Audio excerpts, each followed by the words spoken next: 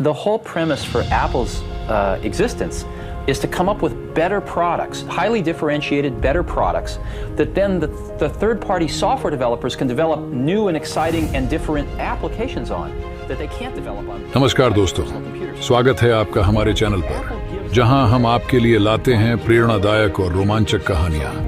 आज हम बात करेंगे एक ऐसे शख्स की जिसने दुनिया को बदल कर रख दिया।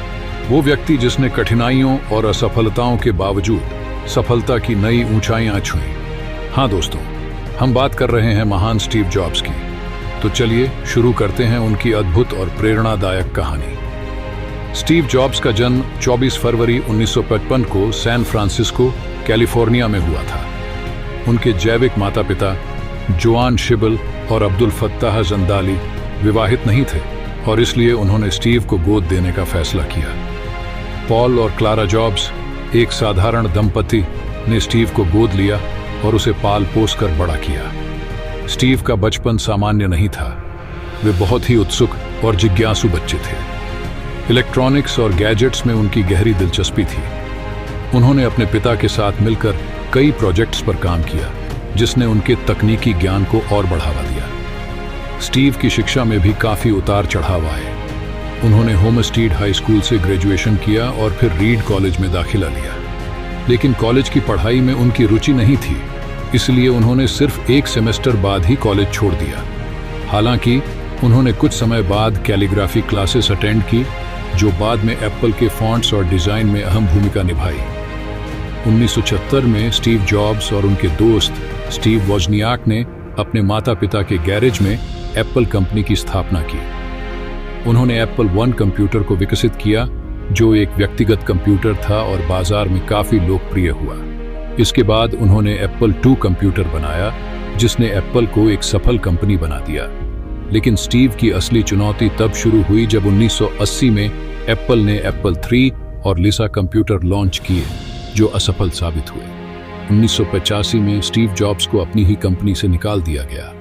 यह उनके जीवन का सबसे कठिन दौर था, लेकिन उन्होंने हार नहीं मानी। उन्होंने नेक्स्ट कंप्यूटर की स्थापना की, जिसने उन्नत तकनीक वाले कंप्यूटर बनाए। हालांकि नेक्स्ट कंप्यूटर भी व्यावसायिक रूप से सफल नहीं हो सके, लेकिन इसके सॉफ्टवेयर ने बाद में एप्पल के लिए महत्वपूर्ण भूमिका निभाई। 1996 में स्टीव ने एनिमेशन स्टूडियो पिक्सार को खरीदा और वहां भी अपना जादू बिखेरा।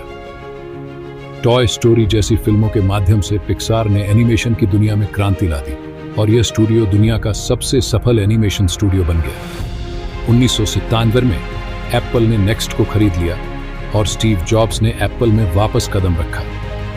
इसके बाद उन्होंने iMac, iPod, iPhone और iPad जैसे प्रोडक्ट्स को लॉन्च किया, जो आज भी तकनीकी दुनिया में मील का पत्थर माने जाते हैं। आईफोन ने मोबाइल उद्योग में क्रांति ला दी और एप्पल को $1 अरब की कंपनी बना दिया। स्टीव की दूरदर्शिता और नवाचार ने एप्पल को नई ऊंचाइयों तक पहुंचाया।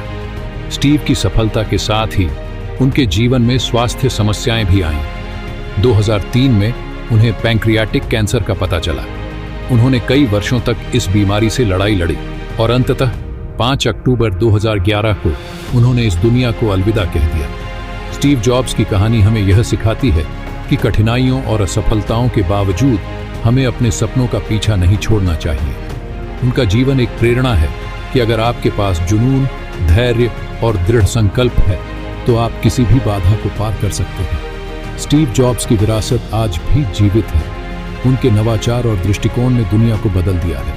एप्पल आज भी उनकी दृष्टि और मूल्य पर आधारित है और हम सब उनके योगदान के लिए आभारी हैं। दोस्तों, अगर आपको स्टीव जॉब्स की यह प्रेरणादायक कहानी पसंद आई हो, तो हमारे चैनल को सब्सक्राइब करें, वीडियो को लाइक करें और अपने दोस्तों के साथ शेयर करें। अगली बार फिर मिलेंगे एक नई प्रेरणादायक कहानी के साथ। तब तक के लिए धन्यवाद और नमस्कार।